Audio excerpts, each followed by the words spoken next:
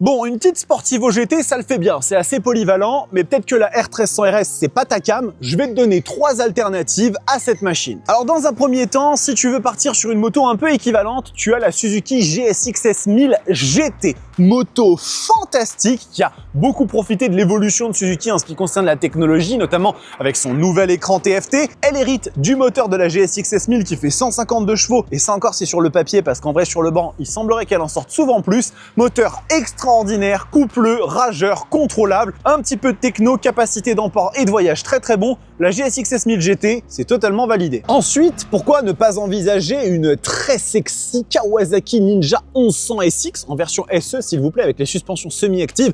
Moto fantastique, un véritable couteau suisse chez les verts d'Akashi, avec un moteur ultra sympa, un peu moins puissant que les générations précédentes, mais ça, il faudra vous plaindre aux normes de pollution Euro 5+. En tout cas, c'est une bécane extraordinaire elle aussi, qui saura à peu près tout faire très bien, et avec toujours le sourire. Bon, finalement, comment ne pas citer l'une de mes préférées absolues? Si tu veux beaucoup plus de puissance et de couple, il faut te diriger vers une Suzuki Hayabusa. Alors là, attention, la position va être beaucoup plus en avant que sur une R1300 RS, sans aller dans l'hyper-sportivité. C'est un TGV sur deux roues, 190 chevaux et 150 Nm de couple, mais étonnamment, c'est une machine qui voyage très bien. La preuve, j'ai fait 2 road trips de 4000 km avec en 3 semaines. Je peux vous assurer que ça s'est extrêmement bien passé. Par contre, au moment où il va falloir tourner la poignée, le confort, ce sera plus votre préoccupation et vous allez prendre un kiff comme jamais. 19 400 €, ça vaut son prix, mais croyez-moi, la Suzuki Hayabusa, c'est un excellent investissement.